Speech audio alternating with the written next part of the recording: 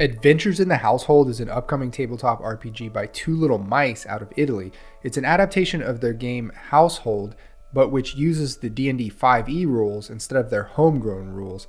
The original game was a pretty big hit on Kickstarter in 2022. I reviewed the core rulebook for the original game on this channel, but in this video, I want to cover the quick start for this 5e adaptation. The first part of this video is going to cover the premise of Household and its very unique setting, and then the second part will cover the new rules that make this game 5e compatible, so you can skip to that part if you're already familiar with Household's setting and premise. I can save you even more time and tell you that right up front, from what I can see in this quick start, the game designers are fully aware of what originally made Household fun as a game, and they don't allow the 5e rules to ruin that original charm. In fact, I'd almost go as far as to say that if you're a hardcore fan of native 5e rules, you might find Adventures in the Household to be a bit oversimplified in some places. I'll let you be the judge of that though. At the time of recording, this is on Kickstarter, and as far as the Kickstarter rewards go, Adventures in the Household is going to offer the same rewards as the original Kickstarter, which is a real treat for anyone who missed them the first time around. Essentially, it's 3 books: the core rules and setting, a 200-page setting expansion, and a 200-page campaign book, all in a fancy-looking slipcase box that itself resembles a book, but also a second slipcase box that has a bunch of 32mm scale minifigures, which, unlike almost any other RPG you've ever played using miniatures, are actually 1-to-1 scale. They're life size at 32mm scale. Also some pretty dice, a GM screen, and a big map. Interestingly, this Kickstarter will allow you to get your hands on the original Household boxes if you want those instead. So you can sidestep the whole 5e thing here if you wanted to. It's quite an opportunity if you're working on a physical collection of beautiful RPG ephemera. But let's go ahead and jump into this quick start. So first off, a lot, if not all, of the artwork found in the quick start document is from the original game, and I'm okay with that for a couple of reasons. The first and main reason is that this 5e version of the game is meant to reach an audience largely different from the people who backed and bought the original game. So those new folks would be seeing the artwork for the first time. The second reason I'm cool with reusing the art is because it is particularly exceptional in quality. There's something about the artists who do work for Two Little Mice. They just make the coolest illustrations. So the setting itself revolves around a single house, hence the name of the game. You play as a littling, one of 4 types of humanoids who live exclusively inside this house, which to them is the size of a country or realm. Now, I mentioned this as a negative aspect of the game in my previous video about it, specifically the exact scale of littlings compared to the house and household items. This remains an issue in the 5e adaptation since nothing about the setting or premise has changed. The problem being, what's the size ratio here? On one hand, you have these littlings who use keys as swords and guns, and mushrooms are about as tall as they are, which you can easily deduce makes them a few inches tall.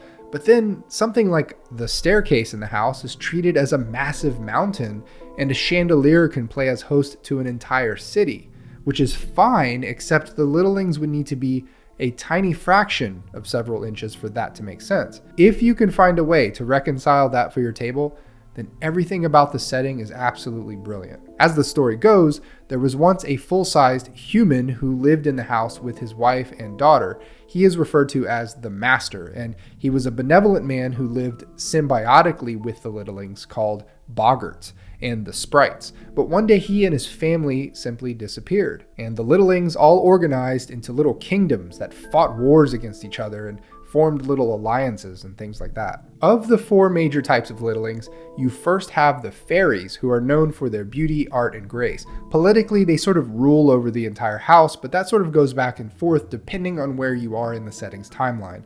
The most notable feature of each of these littling archetypes is their hereditary contract, which is like an inherent magical power that they possess, but one that they pay for by having a limitation of one sort or another. For example, with fairies, they are all born with wings and have the ability to hover and sometimes fly, but the counterpart's that they must uphold all written agreements which they sign, and anytime they violate that rule, they suffer so-called terrible, terrible things. So this quick start doesn't enumerate or list out any of the terrible, terrible things, which I thought was a little odd, since if you run the sample adventure at the end, you wouldn't be able to properly punish players whose characters violate their hereditary contract. So I'm going to cheat a little bit in this video and just show you what some of the terrible things look like in the original game. They come in groups of 6 from levels 1 to 6 in severity. In terms of adapting this list to 5e, there's almost no work that needs to be done, so I expect that you'll see the same list in the full core rulebook. Okay, so boggarts are another of the 4 archetypes that you can play as. They have built their society and culture around service to the master of the house and to the house itself, and they're sort of portrayed as strong, salt-of-the-earth, blue-collar types. Not much for formalities or rules, and always quoting prophecies about the return of the master.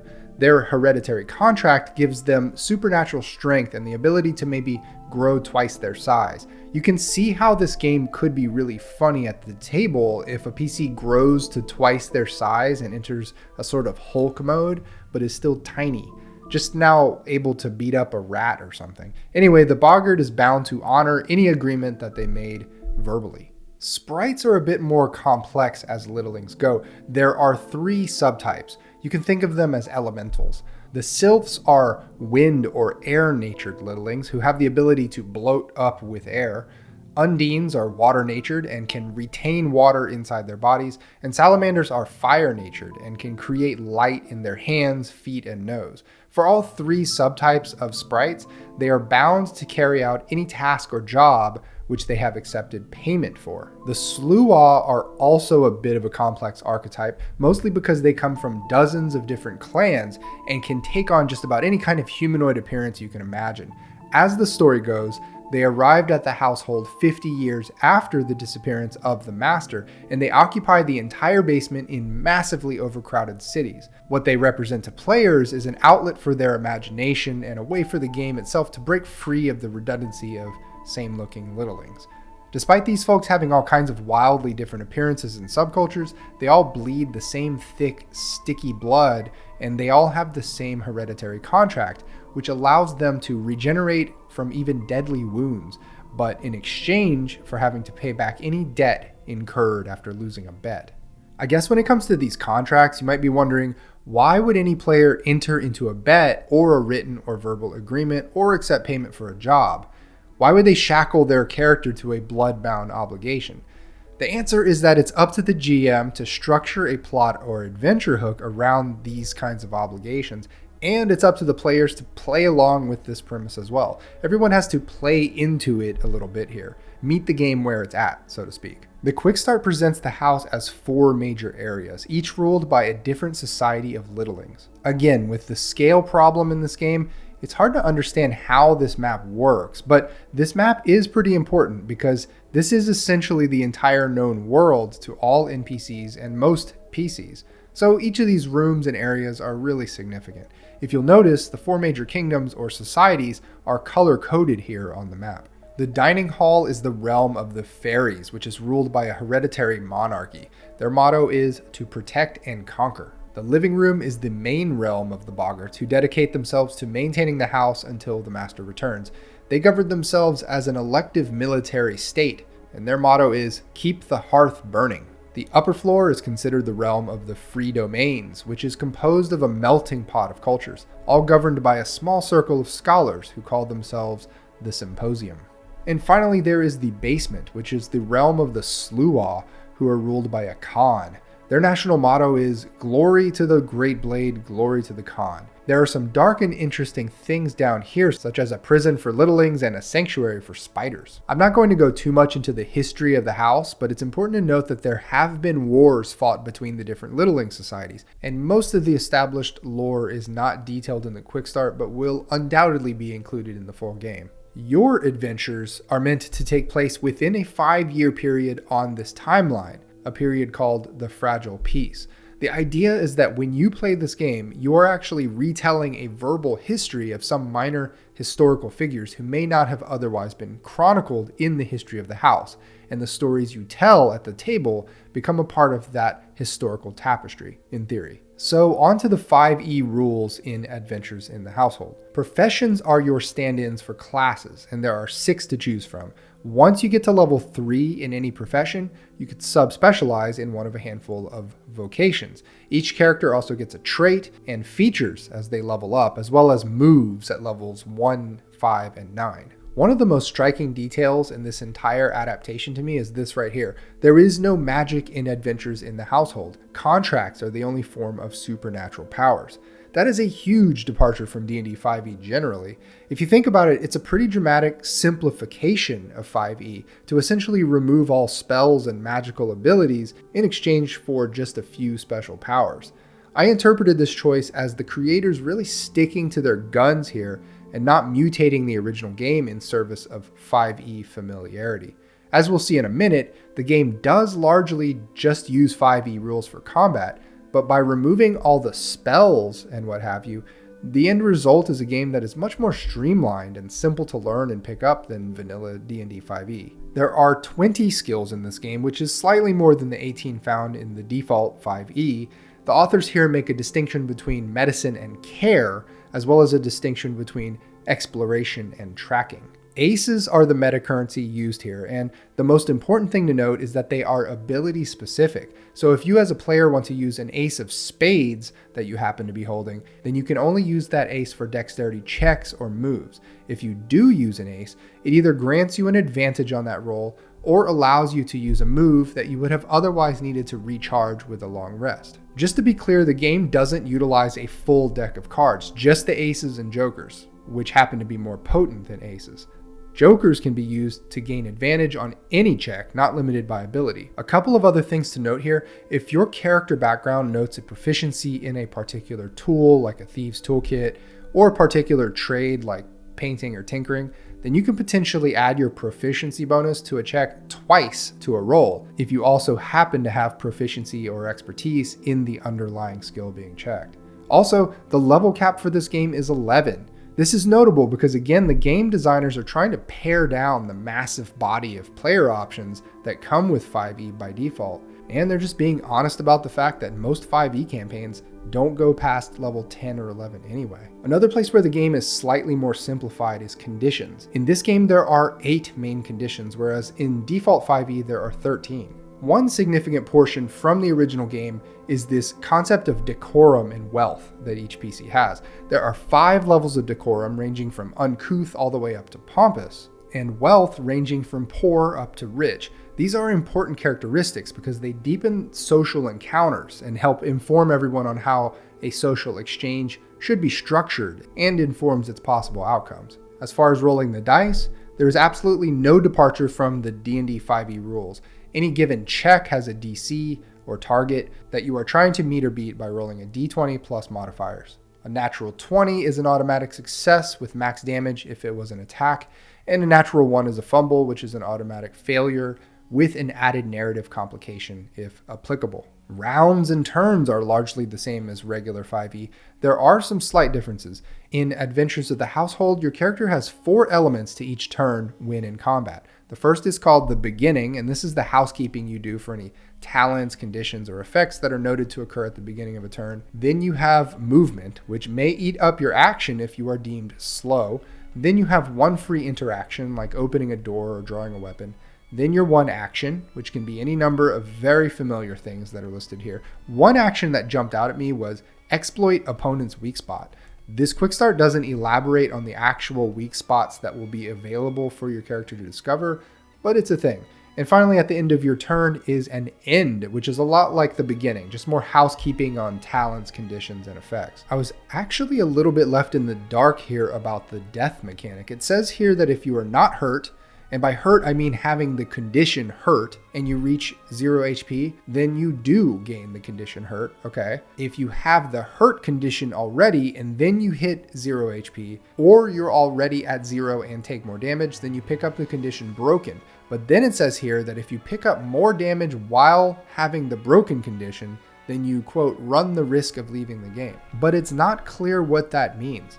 I'm looking forward to seeing the final rule for that in the full game. Also, check out that little ribbon at the top of this giant centipede here. There are really just 4 major types of scenes in this game. Combat is 1, and discovery and social scenes are 2 more. I mentioned social scenes a bit earlier, and how this game tries to lean in on non-combat encounters. You don't get any guidance or structure on how to run a discovery scene in this quick start, but you do get a little bit for social scenes. I think these are great kinds of scenes to emphasize because excessive combat is really one of the worst features of how D&D is so often played. If you can get a session away from endless combat, then you have a chance at telling a more interesting and entertaining story. Downtime is the fourth major type of scene in the game, and it's what you might expect. You can travel, do a side job, work on a task, which is a whole subsystem in Household that is not detailed in this quick start, but which will be included in the full adaptation, I'm sure. Here's one thing that had me scratching my head.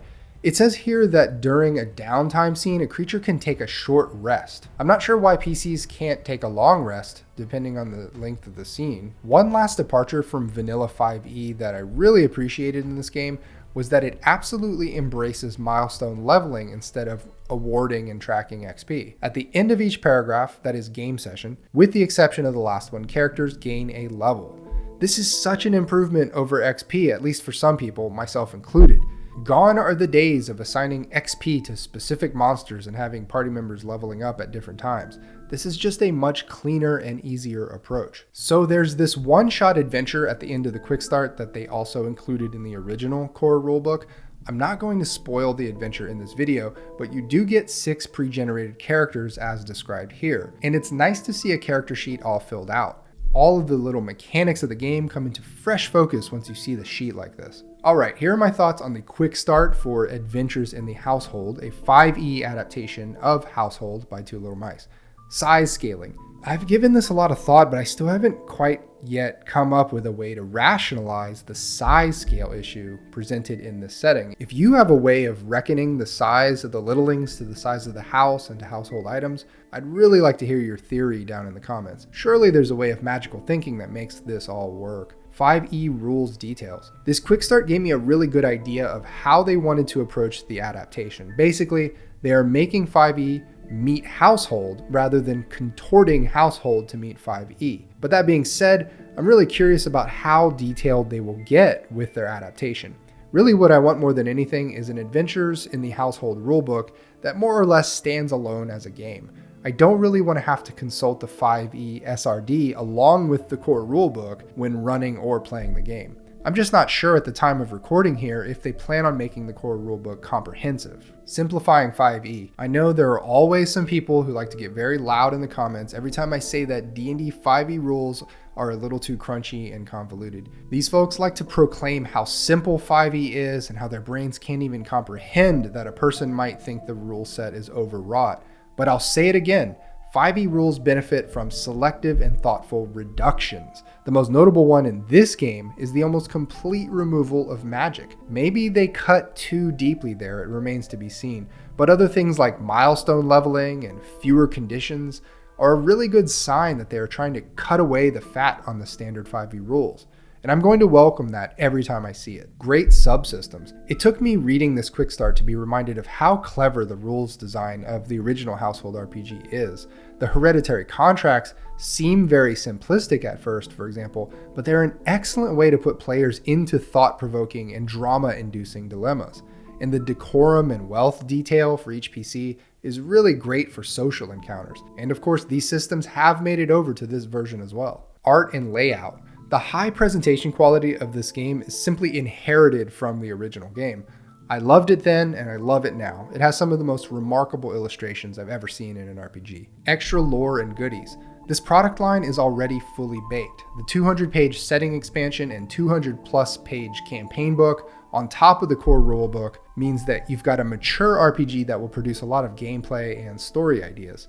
Not to mention the physical rewards of the pretty slipcase boxes and 24 miniatures and the dice, if you have some money burning a hole in your pocket. I honestly don't know if or when we're going to stop seeing 5e adaptations of RPGs that started off as original and unique games, but I understand why it keeps happening. Even though D&D 5e was created by a corporation who cobbled together a committee of game designers and made a kind of gloriously over-engineered, highly imperfect mess of a game, that game had unprecedented marketing that lifted it into the status of being the most successfully sold RPG of all time. Don't quote me on that, but I think that's true. And by making your game based on 5e rules, you're adapting a lingua franca of the RPG space. In the best case scenario, such as with Adventures in the Household, you're not doing a bunch of rote copy and pasting of the rules. Instead, you're using the 5e mechanics where you have to, but keeping the heart and soul of your original game where you can, and ruthlessly cutting off anything else that remains. Let me know your thoughts about this adaptation, as well as any experiences you've had with the original game. I've left links down below for everything. Thanks for watching. See ya.